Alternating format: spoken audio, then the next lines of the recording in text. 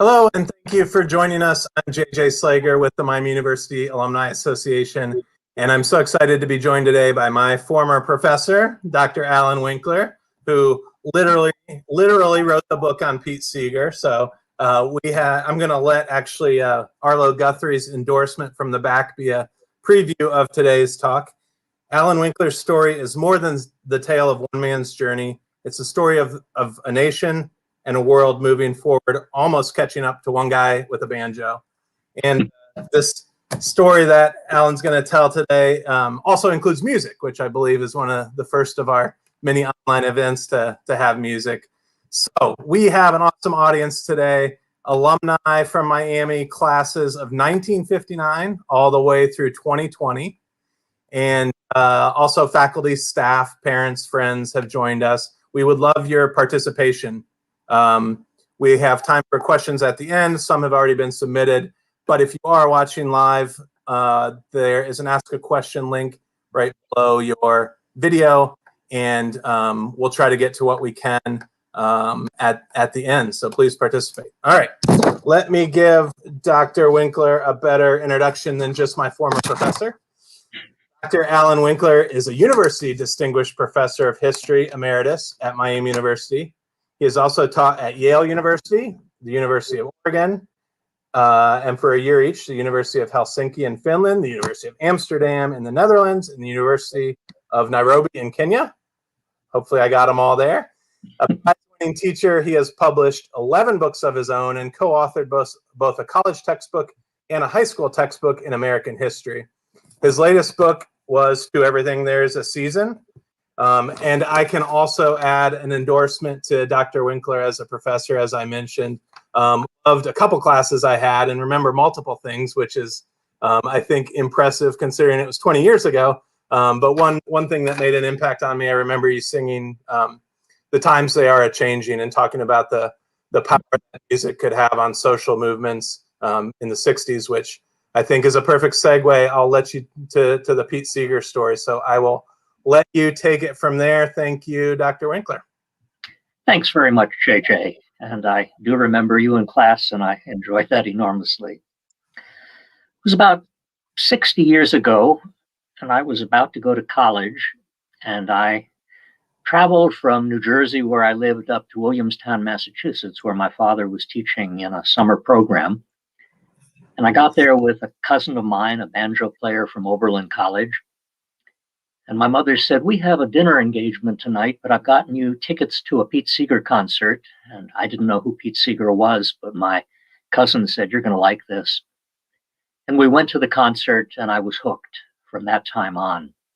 Got to college, I went to the listening room, found a Pete Seeger album, played it and others over the course of the year.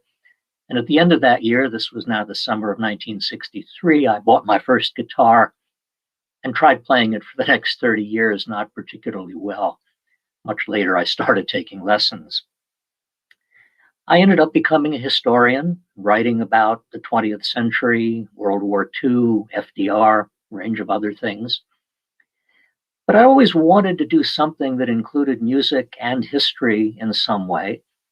And I really wanted to do a biography of Pete Seeger. And about 7 or 8 years ago, that became a possibility when a couple of friends of mine were editing a series for the Oxford University Press and invited me to participate in that. And I began to do reading, and then after probably a year or two, I decided I needed to meet Pete in person. And I somehow managed to contact him. It took some doing, but I found a telephone number in Beacon, New York, where he lived, about an hour north of Manhattan. And I contacted him, and he agreed to see me. And I went there, took my guitar at the urging of my guitar teacher, who said, "You'll regret it forever if you don't do that." And from that time on, I continued going back to Beacon. Must have gone back 15 or 20 times, if not more. Always took my guitar. He always played with me after we did whatever professional things we needed to do. Brought my wife there a couple of times because she wanted to meet him. Brought my sister. I brought a Miami colleague, Dan Cobb, and somebody else, where we just played music for 2.5 hours. And after my book was published, I was teaching a course on folk music at Miami, had about a dozen students, 15 probably. And I called up the Seegers and I said, I'd like to bring these folks to spend the afternoon with you. And they said, okay. So we flew to LaGuardia Airport. We went up for the afternoon, spent 3 or 4 hours. One of them brought his guitar and played with Pete. And it was just a marvelous experience. And what I'd like to do today is to talk to you about Pete's life, sing a whole range of songs because they're important. I think one of the major themes I would like to underscore is that Pete was in the forefront of virtually every major reform movement in 20th century America during his lifetime. That included the labor movement, it included civil rights, it included the war, opposition to the war in Vietnam, and finally it included the environmental movement. And in the process, he wrote dozens, if not hundreds, of songs which are still sung to this day. I'm going to sing probably a verse or two of many of these songs as we go along. There are a couple of songs that either tell a story or demand to be sung in entirety, and we'll do that, but we'll go on from there. He was born in 1919. In due course, he went off to Harvard for a couple of years, but found it pretentious, even though many members of his family had gone there and graduated. Dropped out after 2 years, never got a college degree. Ended up working for somebody named Allan Lomax, whose father was one of the great musicologists of American folk music. And in 1940, when he was just really starting to get reasonably decent on the banjo, he was asked by Lomax to participate in a benefit for workers, the kinds of people that John Steinbeck had written about in The Grapes of Wrath. And at a concert, he played one song, as he later recalled, badly. But at that concert, he met Woody Guthrie, 7 years his senior, one of the great musicians who had come to New York from out west and was just making a smash hit. And the two of them hit it off. And Woody said, I'm going out west. Would you like to come with me? And Pete agreed, learned how to ride freight trains and jump on and off, learned how to go into a bar with his guitar and kind of sing a song and get enough money for a beer or for a sandwich. And on that trip, Pete and Woody wrote a song together, which was Pete's very first song. And it's not so much memorable, but the fact that it was the first one that he ever wrote was important. And I learned it and once sang it for him and then with him, and he was really kind of taken. It's called 66 Highway Blues. There is a highway from coast to coast, New York to Los Angeles. I'm going down the road with trouble on my mind. Got them 66 highway blues.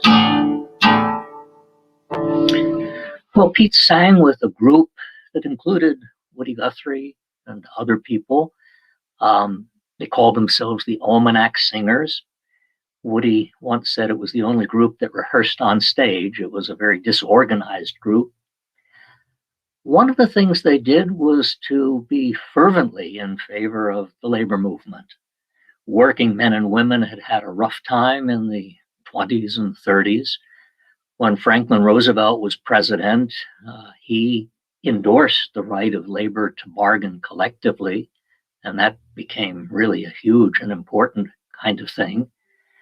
And here is a song that Pete wrote called Solidarity Forever. It has a whole bunch of verses, but the chorus is what's most important. Solidarity forever, solidarity forever, Solidarity forever, for the union makes us strong. The Almanac Singers, Pete and the others, endorsed Henry Wallace, who ran for the presidency in 1948, was defeated by Harry Truman. This was on a Progressive Party ticket, but Pete remained fervent in his support of the working men and women for the rest of his life. Eventually, in 1950, he and one of the people that he sang with, a big burly baritone named Lee Hayes, wrote a song which they sang, and it was published in the very first edition of Sing Out, which was the sort of folk music newsletter that came out regularly. And it was a song that, as Pete put it, was a collector's item. Only a collector would have heard of it. It was called If I Had a Hammer, and I'm going to sing the first and last verse. There are 3 verses that deal with different elements, and then there is one concluding verse. In the early 1960s, Peter, Paul, and Mary recorded this song on their very first album, and it became a worldwide hit, and it's sung all over the place.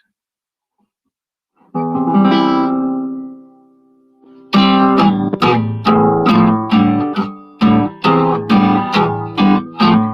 I had a hammer, I'd hammer in the morning, I'd hammer in the evening, all over this land. I'd hammer out danger, I'd hammer out warning, I'd hammer out love between brothers and my sisters, all over this land.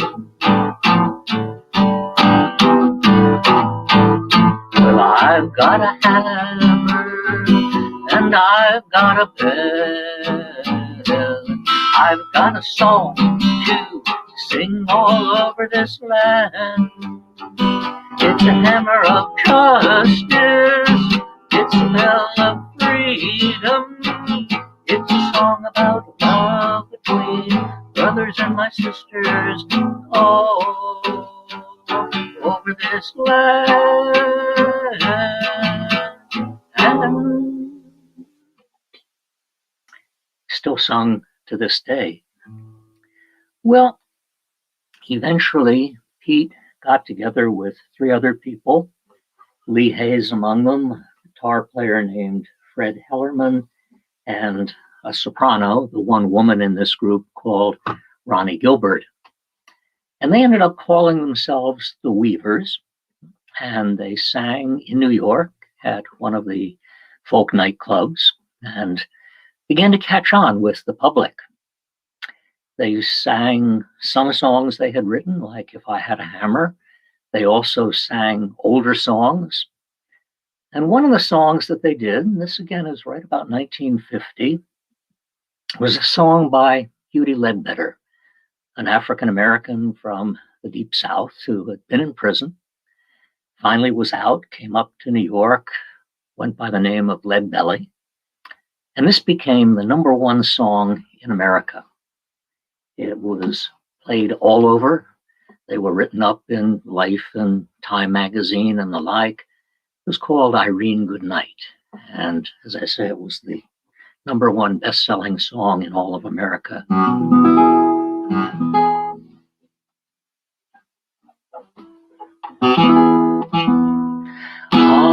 Irene, good night. Irene, good night. Good night, Irene. Good night, Irene. I'll see you in my dream. Last Saturday night I got married. Me and my wife settled down. Now me and my wife, we are parted. Gonna make another walk downtown. Irene, good night. Irene, good night. dream, good night, Irene. I'll see you in my dreams. Well, that effort with the labor movement finally ran out of steam. In the 1950s, Dwight Eisenhower was president. It was a much more conservative time. And in 1955, Pete read in the newspaper about Rosa Parks in Montgomery, Alabama, who had refused to go to the back of the bus, which custom dictated she was supposed to do. She was arrested, and it turned out that the citizens, the African-American citizens and others of Montgomery, launched a bus boycott, and basically over the course of time brought the company, which had had her arrested, to its knees. Pete wrote to the folks down in Montgomery saying, you know, if there are songs that you're singing, I'd really like to know them. And Edgar Nixon, who was the head of the local NAACP, sent him a whole mimeographed sheet of a number of those. Eventually, Pete ended up going down south himself because he wanted to see what was going on and wanted to learn songs and wanted to participate in this civil rights movement. On one occasion, he took Bob Dylan, young folk singer at the time, who was in New York, had never been down south. Dylan, at that point, called Pete Seeger a living saint, and certainly this had a bearing on the things that he did in his career. One of Pete's favorite songs was something old that he had not written, but he sang this, and this is one of the songs I sang with him the first time I met him, and it's called "Oh Mary, Don't You Weep." If I could, I surely would stand on the rock where Moses stood, 'cause Pharaoh's army got drowned. Oh, Mary, don't you weep. Oh, Mary, don't you weep, don't you mourn. Oh, Mary, don't you weep, don't you mourn, 'cause Pharaoh's army got drowned. Oh, Mary, don't you weep. God gave Noah the rainbow sign. No more water but the fire next time, 'cause Pharaoh's army got drowned. Oh, Mary, don't you weep. Oh, Mary, don't you weep, don't you mourn. Oh, Mary, don't you weep, don't you mourn, 'cause Pharaoh's army got drowned. Oh, Mary, don't you weep. Another song that, again, Pete didn't write, but it was one of the major songs of the movement, was one that he sang all the time. I'm sure you know this. It's called "This Little Light of Mine." This little light of mine, I'm gonna let it shine. Oh, this little light of mine, I'm gonna let it shine. This little light of mine, I'm gonna let it shine. Let it shine, let it shine, let it shine. We got the light of freedom, we're gonna let it shine. Oh, we got the light of freedom, we're gonna let it shine. We got the light of freedom, we're gonna let it shine. Let it shine, let it shine, let it shine. Sung by volunteers in jail who had been arrested for their nonviolent resistance. But the song that Pete had a much greater hand in was the song that became the marching song of the movement. Came out of a spiritual written around 1900 by an African-American minister named Charles Tindley, called "I'll Overcome Someday." It ended up being sung by striking textile workers in North Carolina in the 30s.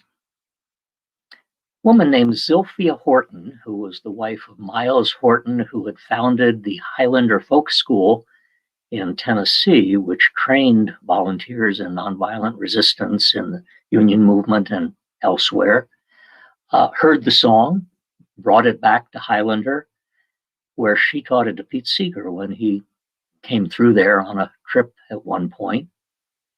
Pete liked the song, changed it around a little bit. Instead of "I'll overcome someday," he changed "I" to "we," became "we," changed "will" to "shall," and then, of course, "overcome." He taught it to a folk singer named Frank Hamilton, who taught it to a graduate student out in Los Angeles named Guy Carawan, who had come to Highlander in 1960 or 61 to teach volunteers in the civil rights movement songs. He invited Pete to come to that session, and there the two of them taught the volunteers the song "We Shall Overcome," and they loved it. And when the Student Nonviolent Coordinating Committee was established a few weeks later, the volunteers all sang this, and as I said, it was sung all over. This was a song that was sung everywhere. 300,000 people sang it at the March on Washington. It has been sung at Tiananmen Square. It's been sung in South Africa, was sung in India. It really has become worldwide.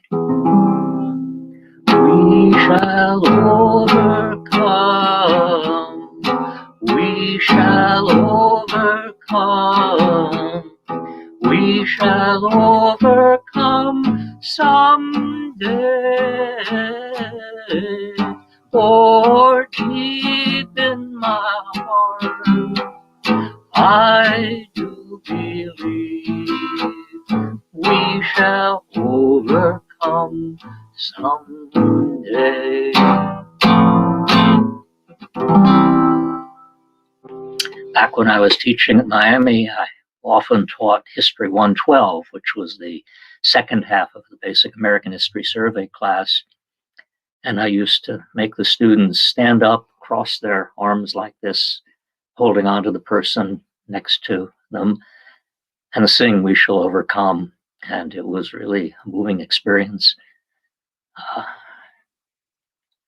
Well, towards the end of the 1950s, the civil rights movement changed. Black power became more prevalent.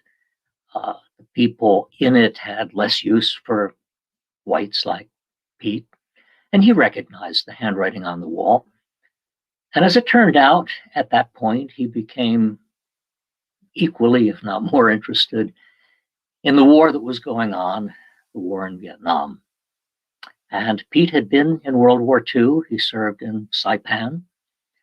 He was not a pacifist in everything, but he didn't like war, and he didn't like this particular war. And he used his banjo, the one that said "This machine surrounds hate and forces it to surrender," to sing whenever he could in opposition to the war. One of the songs that was his favorite was a song sung all over called "Down by the Riverside." My wife and I wanted to go see him on one occasion, and I called him up and I said, "Pete, can we come by Beacon?" And he said, "Well, I'm going to a peace demonstration. If you want to see me, you're going to have to come too." So we hopped in a car when we got to Beacon, and we went to this great big open field. It was right when the invasion of Iraq and Afghanistan had begun. And we had signs that said, "Honk if you want peace." We were at the intersection of a couple of state highways. But there must have been 100 different banjos and guitars, and this was the song that was sung most often. I'm gonna lay down my sword and shield down by the riverside, down by the riverside, down by the riverside. Gonna lay down my sword and shield down by the riverside. study war no more. I ain't gonna study war no more. Ain't gonna study war no more. Ain't gonna study war no more. Ain't gonna study war no more. Ain't gonna study war no more. Ain't gonna study war no more.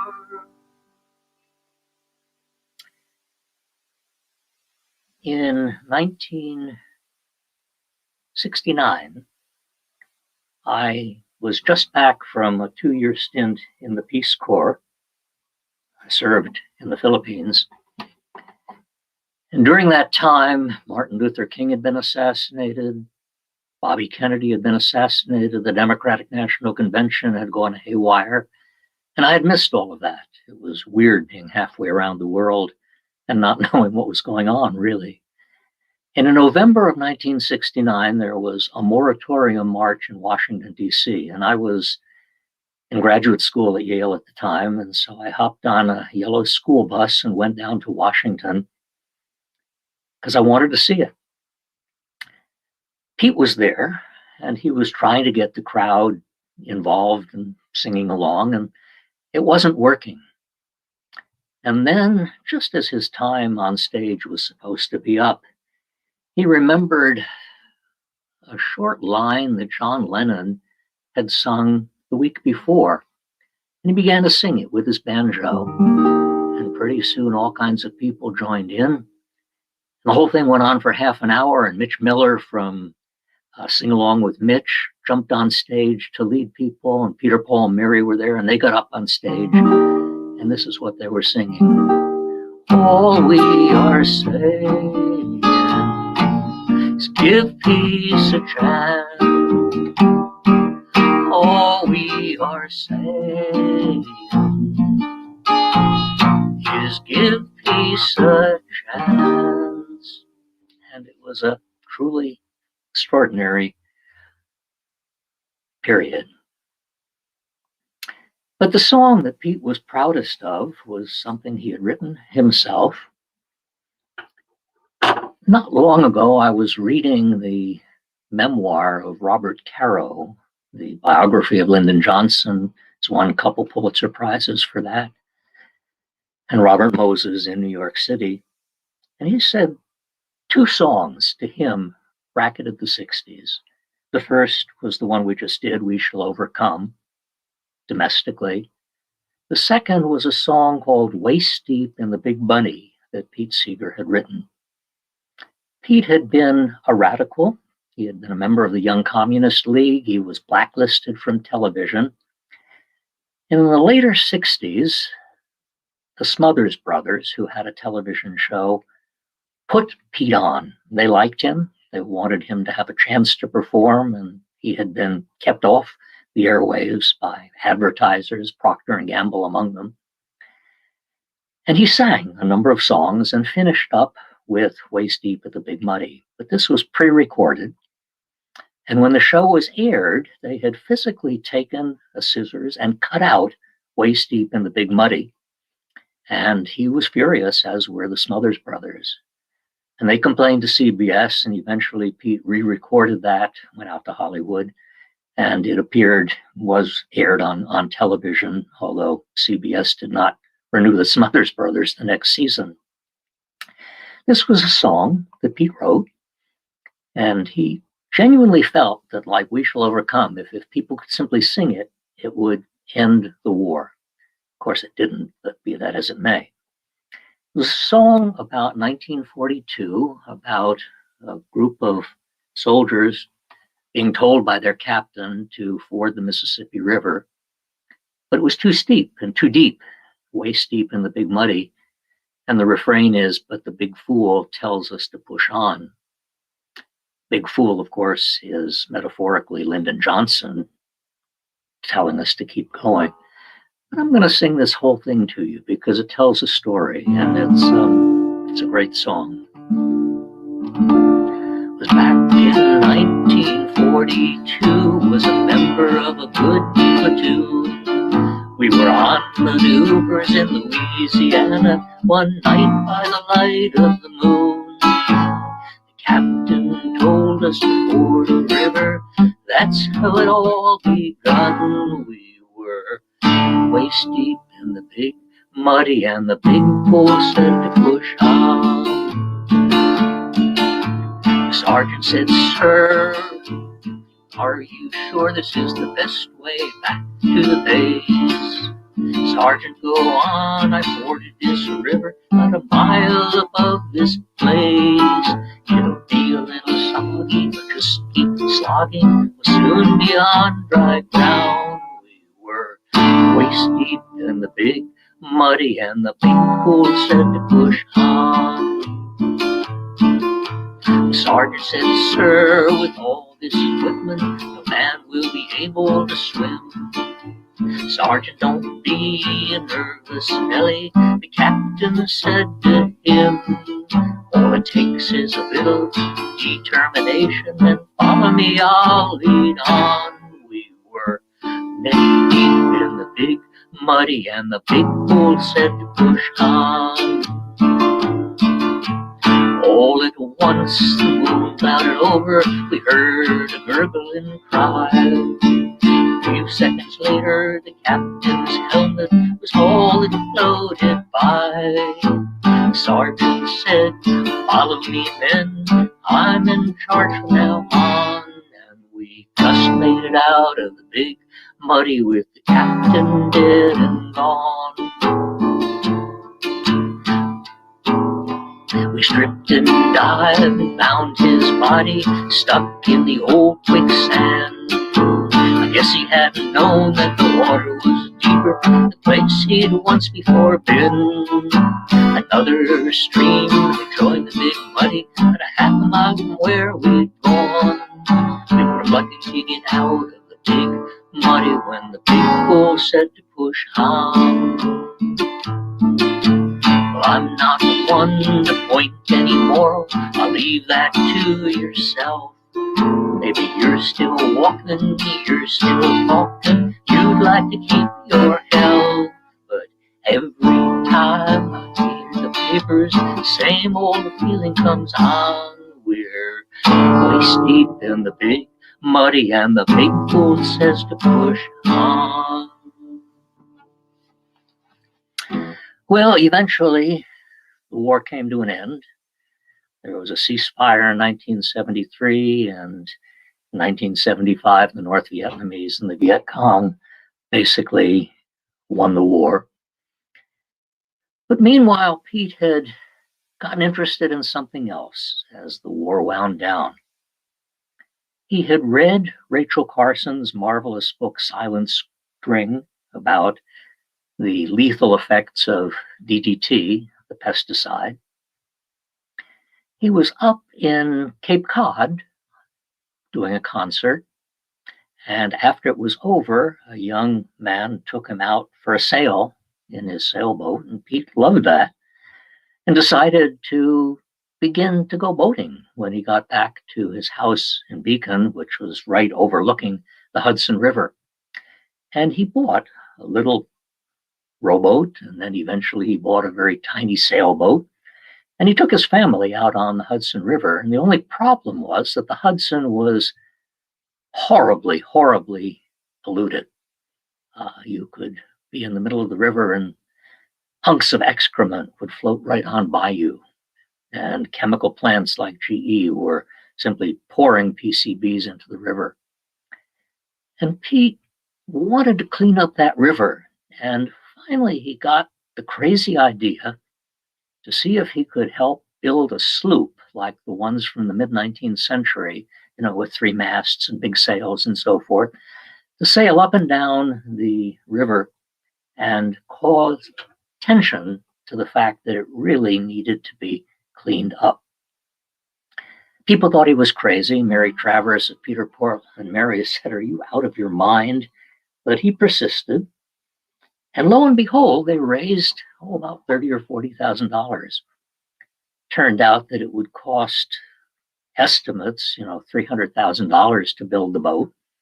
But they found plans up in New London, Connecticut, got an architect to revise those for the current day.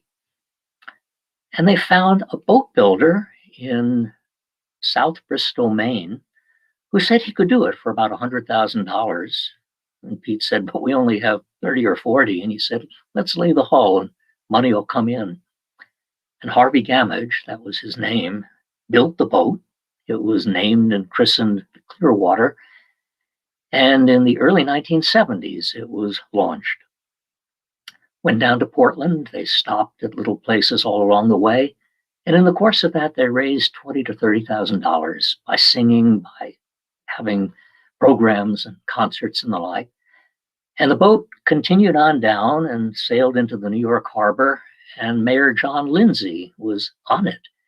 And this was a big thing. And Life magazine did a story, and all of a sudden, this notion of cleaning up the Hudson became a real thing.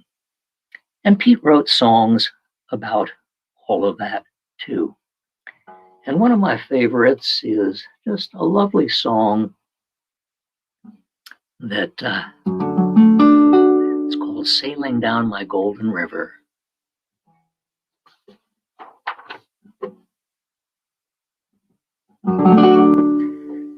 Sailing down my golden river, sun and water all my own, yet I was never alone. Sun and water, both life givers, all of them were here I roamed, and I was not far from home. And the Hudson is a whole lot cleaner today than it was back then. And there are 5 or 6 different Clearwaters all around the country doing exactly the same thing. One of the interesting things for me is that Thane Maynard, who is now the director of the Cincinnati Zoo, was one of the people who volunteered and worked on the Clearwater back when he was a graduate student, and is still extremely fond of those days. Well, Pete wrote songs not just about the issues that we've been talking about, but just a whole range of other things. And I'd like to run through some of them just to refresh your memories about some of these great songs. Pete was called to testify before the House Committee on Un-American Activities and refused to do so. He pleaded the First Amendment.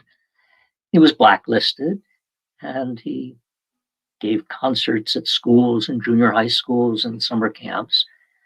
And during that period, he was on his way to Oberlin to do a concert. And he ended up writing a song based on some things he had read in a Russian novel. And it was called Where Have All the Flowers Gone? And it told a story, but at least the first verse is instructive.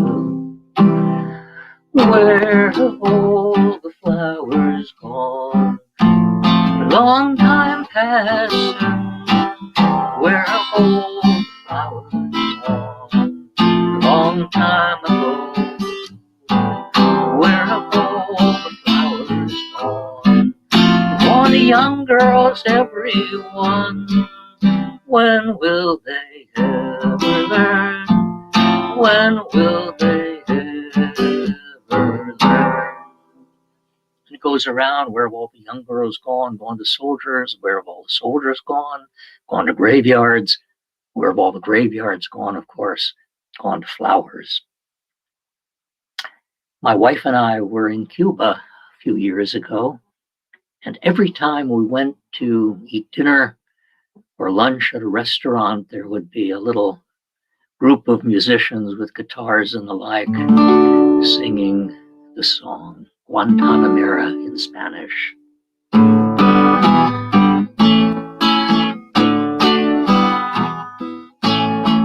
Yo soy un hombre sincero, y donde crece la palma. Yo soy un hombre sincero, y donde crece la palma. Y antes de morir me quiero echar mis versos de alma. Guantanamera,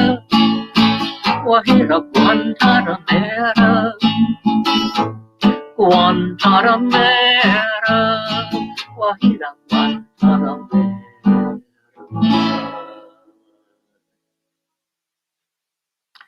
At one point, Pete's publisher came to him and said, Pete, I'd really like you to write a song that we could sell to another group and make some money. And Pete said, great, I'm in favor of that. And then the publisher said, but don't write one of those purposeful songs. And Pete was really irritated. He said, that's the only kind of song I want to write. But he thought about it for a while, and he read some verses from Ecclesiastes, the Bible, added a 3-word chorus, and he recorded it, but then they sold it to the Byrds, and it became a #1 hit. Turn, turn, turn. To everything, turn, turn, turn. There is a season, turn, turn, turn. And a time for every purpose under heaven.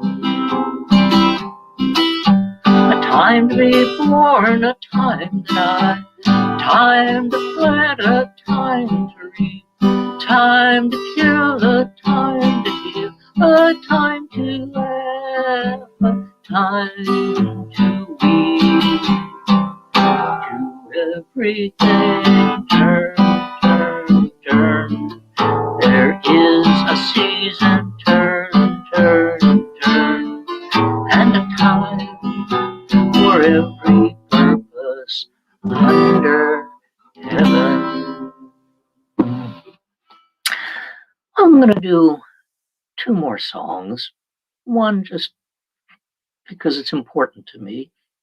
This is a song that Pete wrote when he was deeply depressed on one occasion, and this helped him dig out of that funk. It's also the last song I ever sang with him. He died in 2014, at the age just about of 95. It's called Quite Early Morning.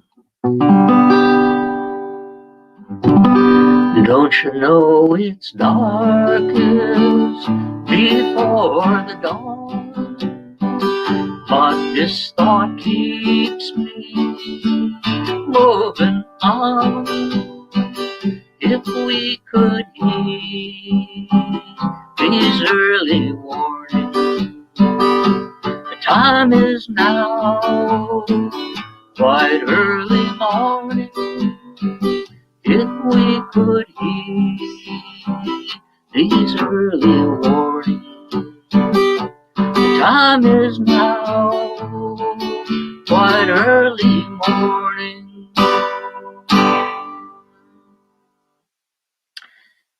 Final song is not one that Pete wrote, but he probably played the major role in publicizing it. It was written by Judy Guthrie, of course. It's called This Land Is Your Land. He wrote it in 1940 when he thought that Irving Berlin's God Bless America was too saccharine. And if you remember Barack Obama's inauguration and the concert that Bruce Springsteen had organized at the steps of the Lincoln Memorial, Pete was there. Springsteen had sent a plane up to get Pete. And this is the song that he got people singing together. This land is your land. This land is my land. From California to the New York Island. From the Redwood Forest to the Gulf Stream waters. This land was made for you and me. As I went walking that ribbon of highway, I saw above me that endless skyway. I saw below me that golden valley. This land was made for you and me. Somebody once asked me if I was embarrassed when Pete agreed to play music with me. And I thought about that for a while, and I remembered something Pete had told me and then written on a number of occasions. He said he thought of himself as being a link in a long chain, learning songs, music from the past, teaching it to people, and that was his mission in life, to get people singing in whatever ways he could. And with that, I never felt self-conscious or funny or silly, and just took great joy in it.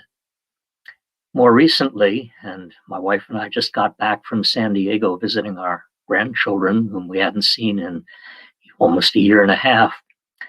My 12-year-old grandson, Jacob, plays the ukulele, and I've been on Zoom with him basically every week for the last year, and I've taught him about 50 songs.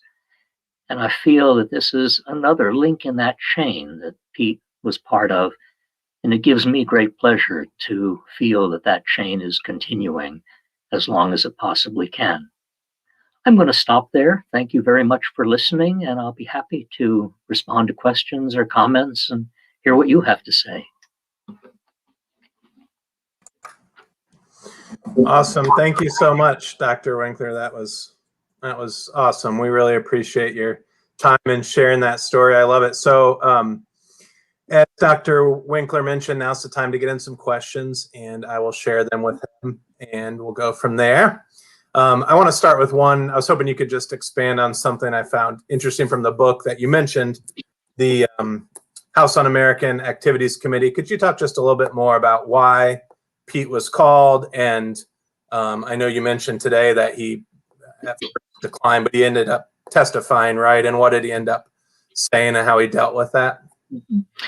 Pete's father, a musicologist named Charles Seeger, was a member of the Communist Party, was in favor of the International Workers of the World, labor union, radical.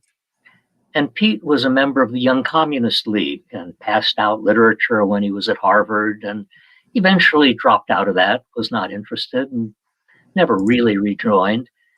Told me that he was always a small c communist, but he was not a member of the party after that. But in the 1950s, thanks to Joe McCarthy in particular, but the Congress as well, there was an aggressive anti-communist movement, feeling that subversion was going to erode American democracy. And the House Un-American Activities Committee, HUAC, called people that is suspected of being communists in the past to testify. And the classic refrain was, "Are you now or have you ever been a member of the Communist Party?" And dozens, if not hundreds of people pleaded the Fifth Amendment against self-incrimination. But if that happened, they were frequently fired from their jobs. Lee Hayes, who was a member of the Weavers, took the Fifth Amendment. Pete refused to do that, pleaded the First Amendment, and refused to testify. Was convicted of contempt of Congress, went to federal trial, was convicted on 10 counts. A year in prison for each of those counts was levied against him, although they could be served concurrently. But eventually the case was thrown out on appeal, and he never had to go to jail. But he was blacklisted after all of that happened, and concert halls would not book him. And that was when he started going around to summer camps and to high schools and to colleges, and was on the road 270 days a year. And in the course of that, created the kind of constituency for the folk revival that took place in the 1960s. But it was a rough time. Yeah. All right. Well, we have a bunch of questions and comments. I'll start with a comment. This is from Trish Saylor, class of 79. I've been a fan of Pete Seeger all of my adult life and discovered that I share a birthday. I saw him in the Cuyahoga Valley in the 1980s. Was able to get his children's book autographed. What an exciting day. Like your story of first seeing Pete. We have also Scott Kaiser from the class of 05 who says, first and foremost, you were and still are my favorite professor. I truly enjoyed the time in your classes, so thank you for providing an engaged educational experience. You showed time and time again that the history of the 60s music had transformative impact on socio-political life throughout the 60s. And his question leads into a question we got kind of from a lot of people. Given the struggles we are currently facing, do you see any comparable music influences on this generation affecting change through their music? I wish I did, and I do listen to that music from time to time. When my son was younger, we had an agreement that when we drove together, whoever was behind the wheel got to choose the music. And as I was teaching David to drive, I had to listen to a lot of it.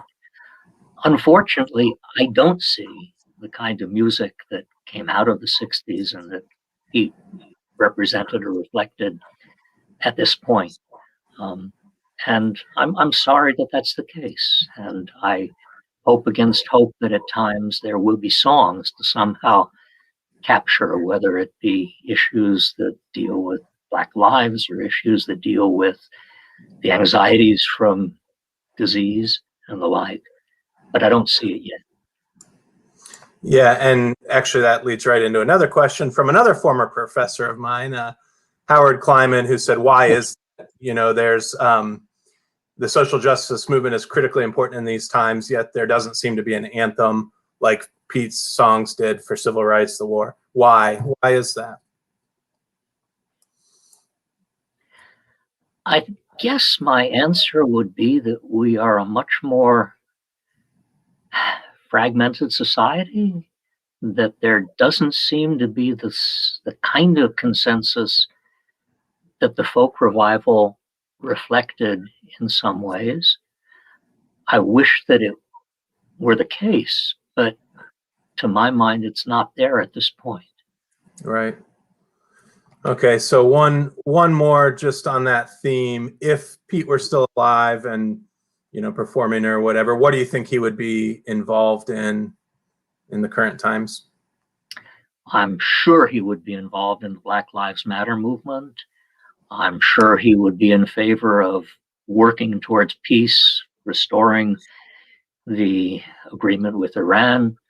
I'm sure he would be in favor of dealing with climate issues. He was at the time of his death, even though they were not as salient as they have become. He basically was involved and engaged in every movement that took place. And that was simply who he was. Yeah. Awesome. All right. Another comment from Peg Faithful, class of 71. Thank you for invoking some wonderful memories. I sang along through some tears. For that, Peg. All right, a couple quick ones. Gary Court says, did Seeger have a religious affiliation? He viewed himself as a religious person, a person of morality. I'm not aware of what church, if any, he formally went to, but he sang in churches all the time and respected religion and didn't understand people who didn't. And so there was a kind of ethical background in everything he did, which was religiously based, but I don't think he was formally involved to any significant degree. Okay. Someone asked if Seeger ever performed at Miami, to your knowledge. I don't believe he did. I know that he performed at Earlham College, where my wife worked for many years. And I checked into Miami, and he didn't remember that he had been here. Although, as I say, being on the road all those days and years, a whole lot of other people in the 60s performed at Miami, but I don't think he did. Okay. And what about, oh, I know, someone was asking about songwriting process, is the other one from before. They asked, how do you finish writing a song? What is your advice on the process? Is it written over time or in one sitting? And I know you'll probably talk about Pete's lessons on that too. He varied. There were some times that he simply sat down and drafted a song, and it came, and that was that. Other times, he simply jotted notes down in his notebook and then went back to them later on. He also collaborated with people. He wrote If I Had a Hammer with Lee Hayes. It was a joint effort. He wrote a number of songs with Woody Guthrie. Woody claims that Union Made was the product of both of them. Pete says it really was all of Woody's. But Pete was happy to do it any way that he could. He wasn't possessive of it. He applauded the changes that people like Guy Carawan made to We Shall Overcome. Carawan took what Pete had written and taught him, changed the tempo, made it more singable, and Pete was just delighted to go along with that. When he wrote If I Had a Hammer, and he heard what the Byrds did with all of their bells and whistles, he loved it and began to sing it that way. And so he was willing to take whatever help he could finishing these things and then loving what was going on. Yeah, a theme throughout definitely seemed to be collaboration. All the time was asking for music, using others' music, and I think that's part of that chain that you talk about that was so important to him. Mm-hmm. All right, John Jeep says, so you became a history professor, not a full-time folk singer. Talk about Seeger as an educator. I'm guessing he wants to know, I don't know, either if Pete would have made a good teacher or how he did throughout, I suppose.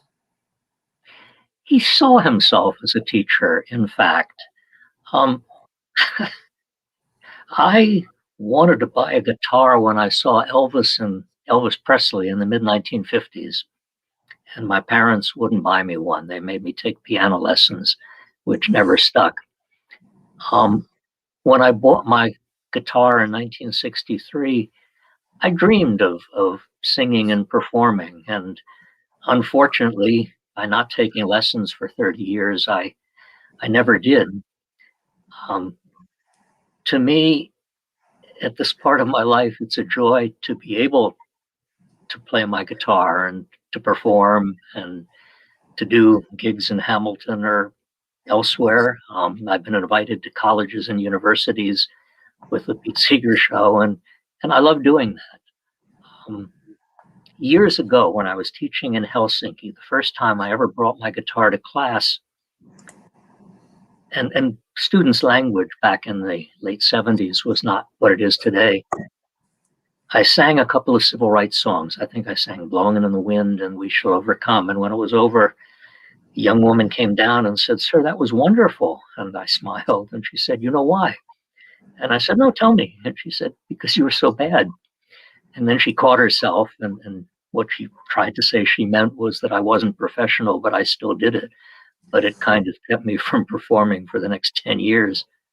In any event, it's a pleasure to be able to do it now. Do things like this. Yeah, well, I'm sorry for that comment.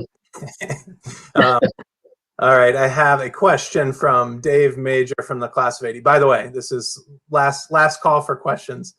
Dave Major, class of 1980. What influences did Pete have internationally? I'm sorry, again, what influence? Did he have internationally or outside of the U.S.? I know a lot of people, I think this question came up before too, is they consider Pete Seeger 100% American, but talk about international influence that was either put on him or that he had on others. He took songs from wherever he could hear them. In 1963, he went on a trip with his family around the world. They went to something like 25 different countries. In Haiti, he was absolutely fascinated by steel drum music and made a little family film about that, which I have seen, and incorporated some of that kind of music into what he was doing. In South Africa, he heard the song Wimaway and used some of that in the song The Lion Sleeps Tonight and the like. He also, when he went on that trip in 1963, sang things like "We Shall Overcome" virtually all over the world. He sang before thousands of people in India, and that song became known universally and is to this day. So he was very much a citizen of the world, both in the influences on him and the way that he influenced what was going on as well. A remarkable kind of thing. All right, perfect. I think that's a great place to wrap up. Thank you so much for your time, Dr. Winkler. This was awesome. Thank you. Great story. We really appreciate you sharing it with us. Couple last housekeeping notes. If you want to share this presentation, the recording will be available on our webinar platform, alumlc.org/MiamiOH. And that's normally within a couple hours. So this afternoon, that recording should be available. You can share, rewatch, along with over 140 online events that we've done in the past year are on our archive section. So please continue to check those out and upcoming events. I'll plug one that's actually tonight. If you are still interested in some more history, at 6 o'clock, Dr. Sandra Garner from Miami will be talking about earthworks in the Objects That Changed the World series. So if you'd like to see another one tonight, join us for that. With that, thank you all so much for making this a interactive program and for your comments and questions. And thank you once again to Dr. Winkler for your time today. Thank you. All right, we'll see you all later.